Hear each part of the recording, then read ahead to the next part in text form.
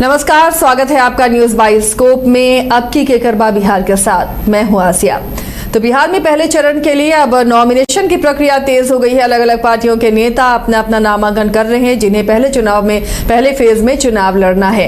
इन सब के बीच अब गठबंधन में रूठने मनाने का दौर भी लगभग सुलझा लिया गया है और चीजें अब सुलझती हुई और सिमटती हुई नजर आ रही हैं। अब क्योंकि नामांकन का दौर भी शुरू हो चुका है और अब वक्त भी पहले चरण के लिए कम बचा है। आज एलजेपीआर ने भी अपनी पहली सूची उम्मीदवारों की जारी की है और इसमें 14 उम्मीदवार हैं जो चुनावी मैदान में किस्मत आजमाएंगे। राजू तिवारी को गोविंदगंज से टिकट मिला है, तो सिमरी बख्तियारपुर से संजय सिंह हैं, संजय कुमार सिंह, विष्णुदेव पासवान दरौली से, गरखा से सीमांत मृणाल, साहेबपुर कमाल से सुरेंद्र कुमार, बकरी से संजय कुमार, परबत्ता से बाबूलाल शौर्य, नाथनगर से मिथुन कुमार, पालीगंज से सुनील कुमार, ब्रह्मपुर से हुलास पांडे हैं, डेहरी से राजीव रंजन सिंह है, बलरामपुर से संगीता देवी, मखदुमपुर से रानी कुमारी और ओबरा से प्रकाश चंद्र शामिल हैं, जिनके नाम पहली सूची में शामिल हैं। हमारे साथ वरिष्ठ सहयोगी राकेश रंजन जुड़े हुए हैं, जो बताएंगे इन 14 सीटों में कौन बेहद खास है और यहाँ मुकाबला कैसा रहने वाला है। रंजन जी, ये जो एलजेपीआर की आप पहली सूची देख रहे हैं उम्मीदवारों की, किस तरह का मुकाबला, कितनी टक्कर अपने प्रतिद्वंदी को ये देंगे और ये सीटें कितनी हॉट रही हैं? देखिए, इसमें से कुछ सीटें तो बहुत ही हॉट हैं। गोविंदगंज की सीट है, ये बीजेपी की जीती हुई सीट है और अभी बीजेपी के पास ही है, लेकिन इसके बावजूद बीजेपी ने ये सीट जो है लोजपा के जो प्रदेश अध्यक्ष हैं राजू तिवारी, उनके लिए छोड़ दी है। तो राजू तिवारी गोविंदगंज से चुनाव लड़ेंगे।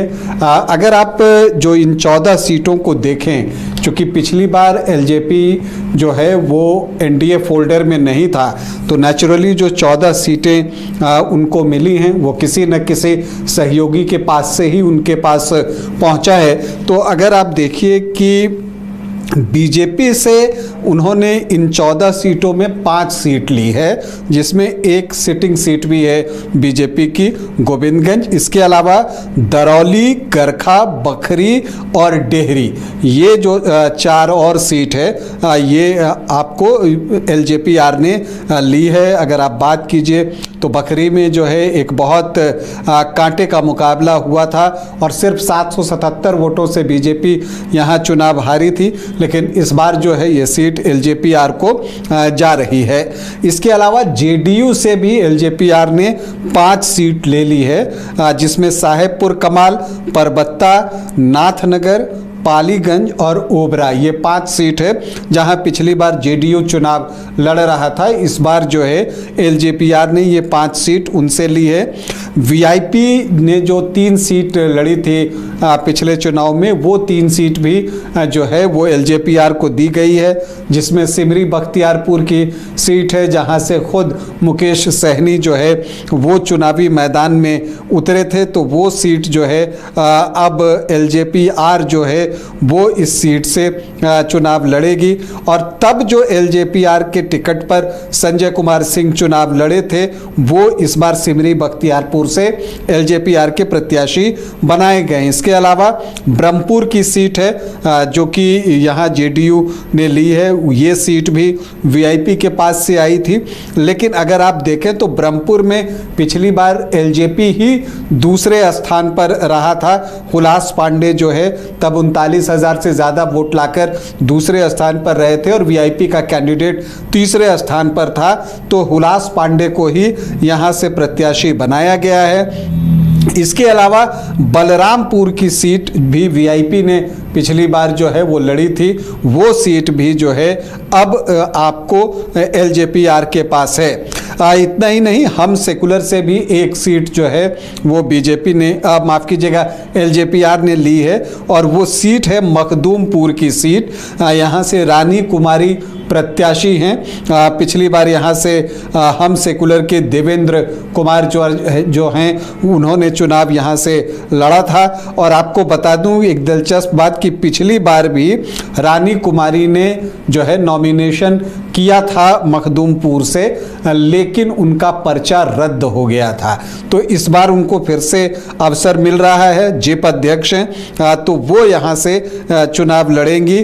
तो हम सेकुलर से एक मखदूमपुर की सीट मिली है। तो जो एक चर्चा चल रही थी कि हम सेकुलर मखदूमपुर से भी प्रत्याशी दे सकता है, जीतन राम मांझी के भी कुछ बयान इस तरह के आए थे, तो अब जो है एलजेपीआर ने यहाँ से अपना प्रत्याशी दे दिया है। अब अगर इन प्रत्याशियों के हम प्रदर्शन की बात करें तो राजू तिवारी पिछली बार भी लड़े थे, लेकिन वो तीसरे स्थान पर चले गए थे। इस बार राजू तिवारी यहाँ पर एक सशक्त उम्मीदवार होंगे। सिमरी बख्तियारपुर से संजय कुमार सिंह होंगे, वो भी यहाँ पिछली बार तीसरी स्थान पर रहे थे।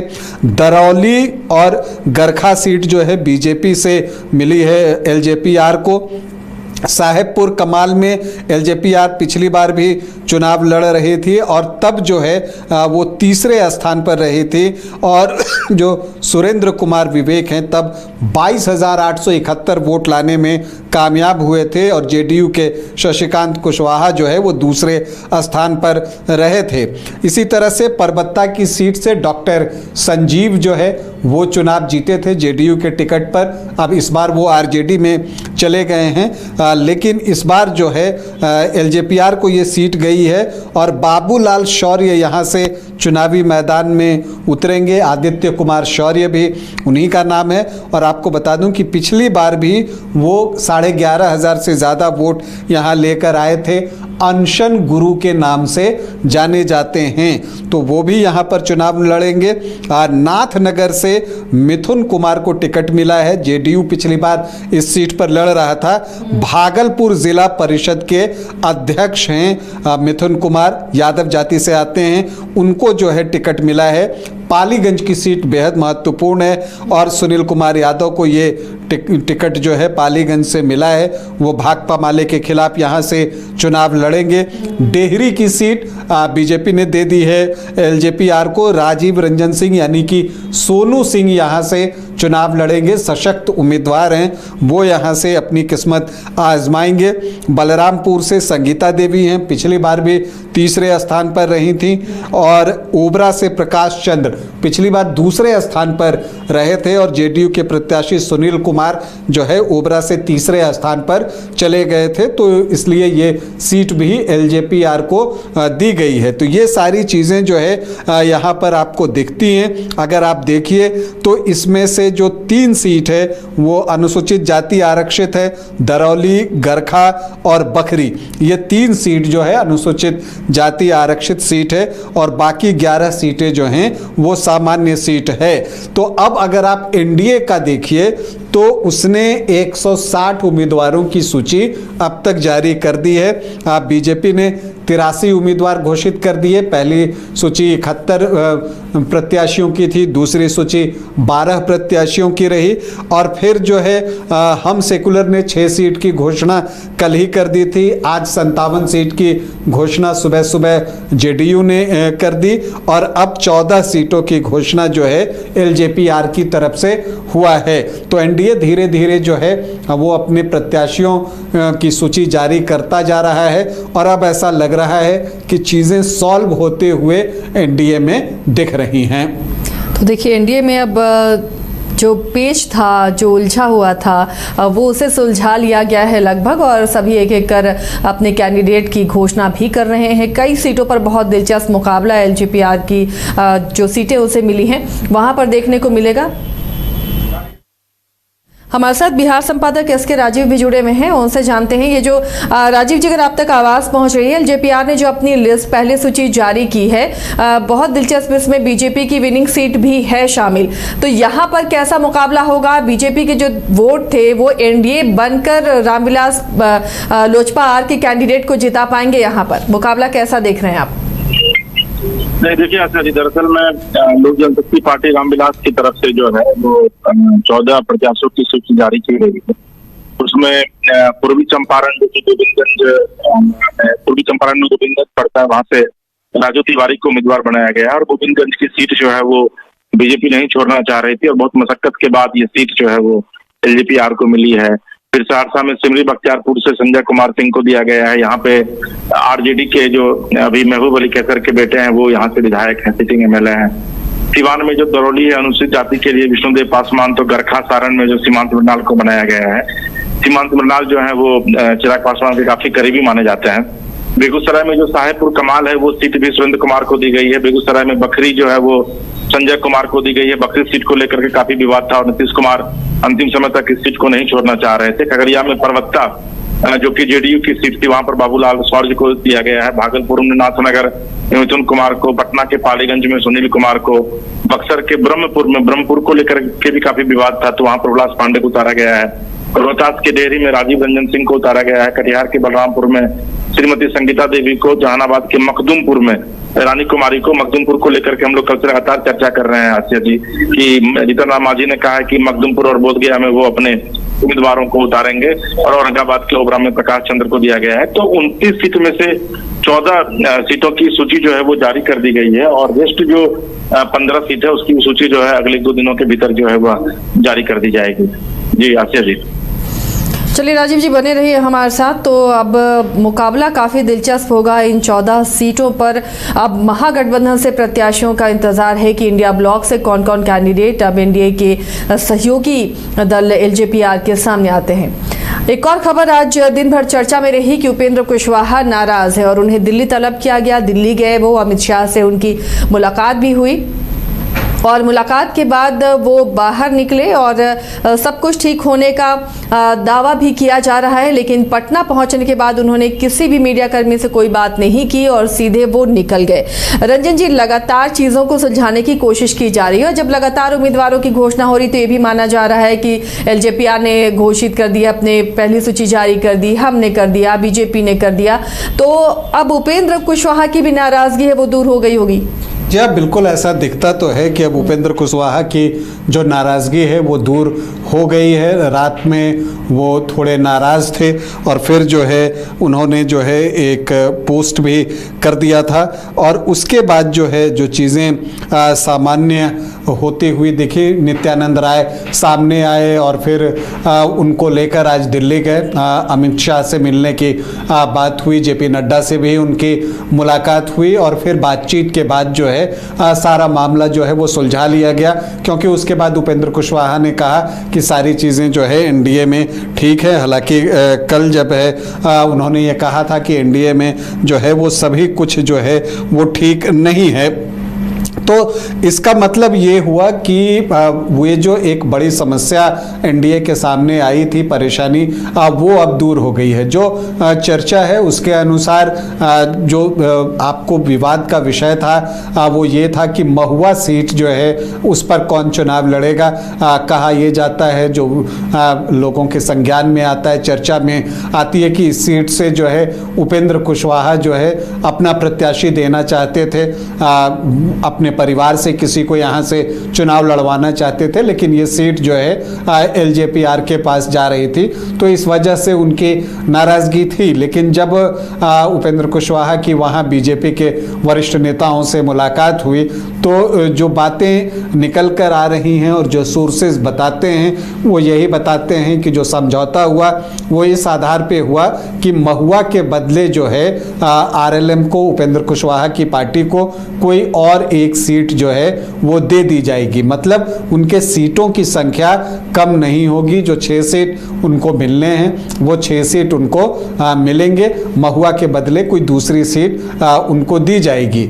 इसके अलावा एक जो एडिशन हुआ वो ये हुआ कि उपेंद्र कुशवाहा की पार्टी को एक एमएलसी भी दिया जाएगा, मतलब कि विधान परिषद के लिए भी उनका एक प्रत्याशी चयनित किया जाएगा, तो विधान पार्षद जो है एक आरएलएम से बनेंगे। और जो तीसरी बात निकल कर आती है सोर्सेस के थ्रू वो ये आती है कि उपेंद्र कुशवाहा के जो राज्यसभा की सदस्यता है वो रिन्यू की जाएगी। जैसे ही उनका कार्यकाल खत्म होगा फिर से उनको प्रत्याशी जो है वो बना दिया जाएगा और वो फिर से राज्यसभा के लिए चुन लिए जाएंगे।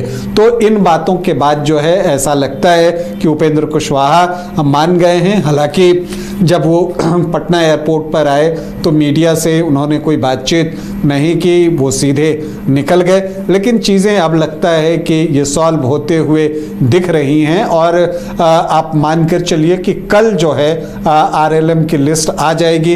ये भी हो सकता है कि आज देर रात तक भी लिस्ट आ सकती है, क्योंकि अब चीज़ें फाइनलाइज हो रही हैं। देखिए जेडीयू और एलजेपी-आर के बीच कितने विवाद की बात आ रही थी, लेकिन आप देखिए जब आप एलजेपी-आर की सीट देखती हैं, जो 14 सीटें एलजेपी-आर को मिली हैं, उसमें से 5 तो जेडीयू से मिली हैं, 5 बीजेपी से मिली है, तो 5 सीट जेडीयू ने भी अपने कोटे की दी है, जिस पर पिछली बार जो है जेडीयू चुनाव लड़ रहा था।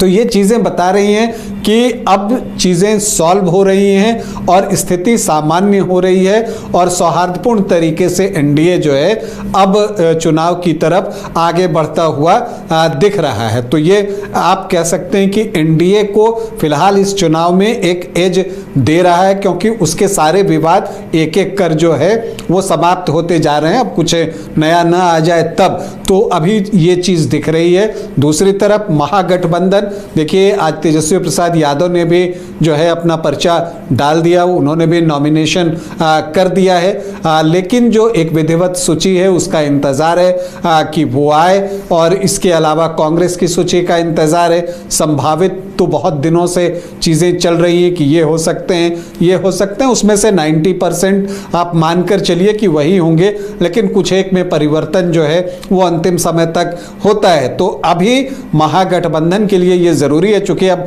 फर्स्ट फेज के नॉमिनेशन के आखिरी डेट में बहुत समय बचा नहीं है, तो ऐसे में महागठबंधन को अब हर हाल में जो है अपनी लिस्ट जो है वो जारी करनी होगी, एक निष्कर्ष पर पहुंचना होगा, एक सामंजस्य बिठाना होगा, एक समझौते पर पहुंचना होगा, तब जाकर जो है फिर वो एक मुकाबले की बात आएगी। नहीं तो अगर इस तरह से कुछ इक्के दुक्के नॉमिनेशन की बात आती है, कभी भाकपा माले की तरफ से, कभी आरजेडी की तरफ से, लेकिन जो एक विधिवत सूची होती है उस तरह की सूची का इंतजार जो है वो सभी कर रहे हैं। तो अभी जो बिहार का चुनाव है वो इंटरेस्टिंग हर दिन के साथ जो है वो बनता चला जा रहा है, रोमांच भी हर दिन के साथ बढ़ता चला जा रहा है, और उत्सुकता भी हर दिन के साथ जो है वो बढ़ती जा रही है कि अब आगे क्या होगा। देखिए अभी कल तक ऐसा लग रहा था कि एनडीए में बात नहीं बनेगी, अब चीज़ें लग रही हैं कि इधर शॉर्ट आउट हो रही हैं। अभी तक लग रहा है कि क्या महागठबंधन में कोई इशू है। अब देखते हैं कि आगे किस तरह से चीज़ें जो है वो डेवलप होती हैं। राजीव जी, अगर आप सुन पा रहे हैं, अगर जुड़े हैं हमारे साथ, तो उपेंद्र कुशवाहा लौट आए हैं वापस पटना। क्या कुछ लग रहा है, क्या तय करके दिल्ली से वो लौटे हैं? चीज़ें सब नॉर्मल हो गई हैं? पहले नाराज़गी उन्होंने जताई है, लेकिन अब पटना में उन्होंने पत्रकारों का सवालों का जवाब नहीं दिया, कुछ बात नहीं की। क्या लग रहा है आपको? देखिए स्थितियां जो है वो अब अनुकूल हो गई हैं, और उपेंद्र कुशवाहा को जो जानकारी मेरे पास है उसके मुताबिक उपेंद्र कुशवाहा को अभी जो राज्यसभा की सीट पर जो नॉमिनेट किए गए हैं उसको फिर से मतलब यानी कि एक राज्यसभा की सीट उनको दी जाएगी, क्योंकि इनका कार्यकाल जो है वो खत्म हो रहा है, और एक एमएलसी की सीट जो है वो इनको दी गई है, और उसके बाद जाकर के ये माने हैं। और महोबा की सीट जो है वो सेकेंड फेज वाले का जो चुनाव होगा 11 तारीख को, उसमें कोई एक सीट जो है वो इनको दी जा रही है। तो ये कहना कि उपेंद्र कुशवाहा अब नाराज हैं, मुझे लगता है कि उनकी नाराजगी पूरी तरीके से खत्म हो चुकी है, और वो भी अब इस तैयारी में है कि अपनी पत्नी को नॉमिनेशन करवाएं, और जो उनके वर्कर्स हैं जो जिनको उन्होंने टिकट दिया है उन लोगों को वो जल्द से जल्द जो है वो, चूंकि समय अब मात्र 2 दिन शेष बचा है, तो इस 2 दिन में वो सभी लोगों को नॉमिनेशन करवाए। तो उपेंद्र कुशवाहा की नाराजगी जो है वो खत्म हो गई है, लेकिन इसका लाभ उनको मिला है। आज जो सुबह वो दिल्ली गए हुए थे कि राज्यसभा की सीट जो है वो रिन्यूअल की जाएगी उनकी, और एक एमएलसी जो है वो उनके पार्टी से बनाया जाएगा। जी इधर इंडिया ब्लॉक में क्या चल रहा है? वहां से लिस्ट जारी ना होना कई सवाल खड़े करता है। क्या वहां ऑल इज वेल है या फिर कुछ अभी भी खींचतान बाकी है? देखिए इंडिया ब्लॉक की यह स्थिति है जी कि अभी जब राजेश राम और शकील अहमद पटना एयरपोर्ट पे पहुंचे तो वो किसी तरीके से पीछे के दरवाजे से भागते हुए वहां से बाहर निकले हैं। तो कार्यकर्ताओं का काफी आक्रोश वहां था, और कार्यकर्ता कह रहे थे कि भाई इन्होंने विधिवत 5 करोड़ रुपए लेकर के दीघा की सीट को इन्होंने बेचा है। इसके अलावा और भी कई आरोप जो है वो कांग्रेस के नेताओं पर लगाए जा रहे हैं। ये तो एक खबर है। दूसरी खबर यह है कि मुकेश सहनी को लेकर के सीटों का एडजस्टमेंट नहीं हो पा रहा है। मुकेश सहनी कांग्रेस के संपर्क में जब गए तो कांग्रेस ने कहा कि भाई आपको जो है वो तेजस्वी यादव सीट देंगे, क्योंकि हमारे साथ जो बातचीत हुई थी उसमें कहीं से भी आपके सीट की चर्चा नहीं थी, तो आपको जो सीटें दी जाएंगी वो कांग्रेस आरजेडी की तरफ से दी जाएंगी। तो अभी तक ये क्लियर नहीं हो पा रहा है कि मुकेश सहनी को कितनी सीटें दी जा रही हैं, आरजेडी कितने सीटों पर कुल चुनाव लड़ेगी, क्योंकि अभी तक सिर्फ ये कयास ही लगाया जा रहा है। अभी तक ये क्लियर नहीं किया गया है कि किस पार्टी को कितनी सीटें दी जा रही हैं। लेकिन सबके बीच कांग्रेस की तरफ से यह कहा गया है कि आज देर रात तक निश्चित तौर पर सीटों की घोषणा जो है वह की जाएगी। और अभी जो खबरें आ रही हैं उसमें हम लोग एक टेंटेटिव सूची चला भी रहे हैं, मैंने ग्रुप में डाला भी है कि ये टेंटेटिव सूची है, और मुझे लगता है कि उसमें कुछ नेताओं से जो हमारी बातचीत हुई है उसमें लोगों ने कंफर्म भी किया है कि उनका टिकट दिल्ली में कंफर्म हो गया है, वे लोग दिल्ली से वापस लौट रहे हैं। लेकिन ये है कि महागठबंधन में आरजेडी की अगर बात करें आप आसियाती, तो आरजेडी में लगभग 25 से 30 सीटों की घोषणा हो चुकी है। बहुत जगह लोगों ने नॉमिनेशन भी किया। आज तेजस्वी यादव ने खुद भी राघोपुर से जाकर के नॉमिनेशन किया, साथ में राबड़ी देवी और उनके पिता लालू प्रसाद यादव भी थे। तो मुझे लग रहा है कि आज देर रात तक आरजेडी और कांग्रेस की तरफ से जो है सूची जारी कर दी जाएगी। वाम दल की तरफ से भी सूची जो है वो जारी की गई है, और वाम दल से भी कई ऐसे प्रत्याशी हैं जिन्होंने की नॉमिनेशन शुरू कर दिया है। जी आसिया जी। चलिए, शुक्रिया राजीव जी इस तमाम जानकारी के लिए। तो इंडिया ब्लॉक में भी जो अड़चन है रंजन जी, वो कहीं ना कहीं वीआईपी को लेकर नजर आ रहा है, इसलिए अब तक लोग अपने प्रत्याशियों की लिस्ट जारी नहीं कर रहे। या देखिए, एक चीज जो देखनी कि इस बार का जब आप गठबंधन देखते हैं तो उसमें दलों की संख्या जो है वो ज्यादा है। आप जैसे पिछली बार आप एनडीए को अगर देखें तो उसमें एलजेपीआर नहीं, आरएलएम नहीं, तो 2 पार्टियां कम थी, अब 2 इंक्लूड हो गए। तो उसी तरह से हर दल में पिछली बार महागठबंधन में वीआईपी नहीं थी, अब वीआईपी जो है वो शामिल हो गई है, आईपी गुप्ता की पार्टी शामिल हो गई है। तो सबकी अपनी एक डिमांड होती है, क्योंकि उनको अपने कार्यकर्ताओं को भी जवाब देना होता है और नेताओं को इस बात का ध्यान रखना होता है कि उनके कार्यकर्ता हतोत्साहित न हो, उन तक ये संदेश न जाए कि उनका नेता जो है इस गठबंधन में दब गया या जो है वो अपनी बात नहीं मनवा पाया। तो ये एक परेशानी होती है कई बार। हालांकि जो प्रैक्टिकल अप्रोच होता है वो नेताओं को पता होता है, और इसीलिए फिर वो बाद में धीरे धीरे बार्गेन करते हुए नीचे आते हैं।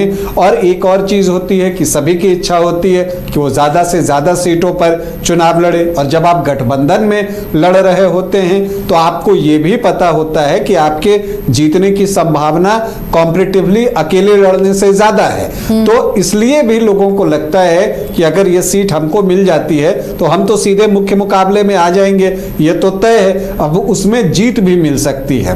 तो सबकी डिमांड जो है वो ज्यादा हो जाती है, क्योंकि लगता है जितनी ज्यादा सीट उतनी ज्यादा विधायक बनने की संभावना।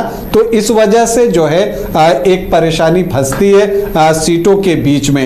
इसमें बड़े दलों को कई बार सेक्रीफाइस ज्यादा करना पड़ता है, और वो जब सेक्रीफाइस करते हैं वो सीटें जो है आपको अन्य दलों के पास पहुंचती हैं, और फिर जो है एक चुनाव होता है। तो ये एक जो है मुश्किल काम है। इसीलिए आप देखिएगा कि सीट गठबंधन की चर्चा दोनों ही गठबंधन को, चाहे एनडीए की बात कर लीजिए, महागठबंधन की बात कर लीजिए, चर्चा यही चलती रही। और हम लोग सुनते आ रहे हैं कि दशहरा में लिस्ट जारी हो जाएगी, दशहरा के 4 दिन बाद लिस्ट जारी हो जाएगी, तो इस तारीख को हो जाएगी, इस तारीख को हो जाएगी।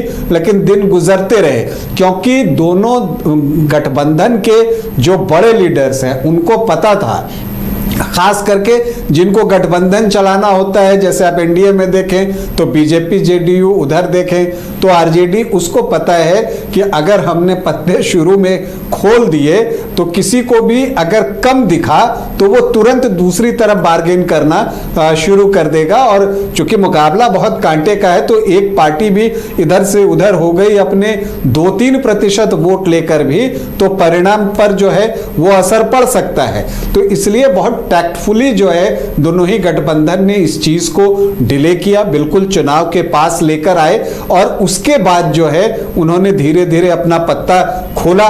महागठबंधन ने तो अब तक नहीं खोला, वो पत्ता जो है धीरे धीरे खुला, ताकि अब किसी के पास कोई विकल्प न बच जाए इधर से उधर जाने के लिए, क्योंकि दोनों तरफ हाउसफुल है।